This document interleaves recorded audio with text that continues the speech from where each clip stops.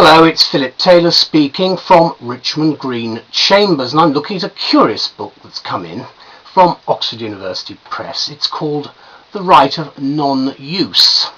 Interesting area, and one that I want to develop a little bit. It's been written by Jan Latos, I hope I pronounced that name correctly, and my wife and I have written a review which is on the web, and we've entitled it Natural Resources, Leave them alone and grant them the legal right of non-use, because that's what this book's about. We'll have a look at it in a moment. It's only a small book, but it's intellectually very satisfying, I think, in many ways. It's an important book from OUP because it offers a new perspective on the law and policy of nature and the conservation of resources. Now, put your green wellies away and forget about all the other stuff. Let's look at the realities of where we are at the moment.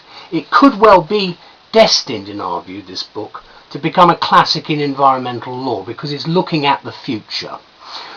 What humans need to do to protect the environment, as the publishers explain, is to grant natural resources the legal right to be left alone. In other words, a law of non-use, not doing anything with the resources. Now, there are arguments one way and another on this, but we'll develop the argument. The observation here is that the environmental law generally that we have has been only partially effective in protecting the environment and preventing catastrophic environmental damage. Why?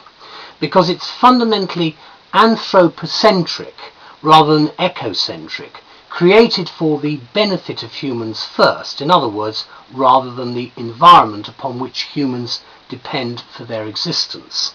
And the author, Jan Latos, who's an expert and theorist in environmental law from the University of Denver, argues that instead of giving humans the right to clean up the environment with a view to resource conservation, the resource itself should have the right of non-use. In other words, the right to be left alone, a right that should ultimately be legitimized in the courts.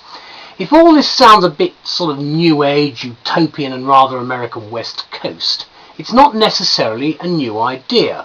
The thought does occur that it arises partly from the thinking that inspired the creation of national parks, a concept that originated in the USA in the 19th century, and they're wonderful. Yellowstone, Yosemite, and their like, I can think of many in the States, would not have existed without the strenuous efforts of conservationists such as John Muir to conserve vast tracts of magnificent wilderness by leaving them alone, with minimal supervision and protected by law for the benefit of future generations. Can I add here that that is actually about management as well? It's management of the planet, if you think about it. And I think that's quite an interesting point to put forward. It can be no accident that from these beginnings they gradually emerged the concept of standings for non-human plaintiffs, first expounded, according to the author, in Professor Stone's now well-known 1972 California Law Review article, Should Trees Have Standing? Towards Legal Rights for Natural Objects. So should trees have rights? Yes, says Stone, having pointed out that there are lots of inanimate rights holders, trusts, corporations, municipalities, ships, even national states, to name a few. Well, anyway, we've got a very good book here. It's a boon to researchers. There's the book. That's fine on the back. There's been a lot of comment on the web. There's the dust sheet there, and at the back. And you can see the general text of the book.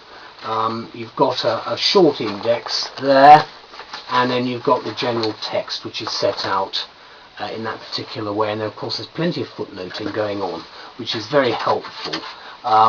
In fact, in some cases, there's rather a lot of footnoting. I'm delighted with this book. I welcome it as a very useful contribution to our approach in the 21st century on the environment. So thank you to all concerned. Bye-bye.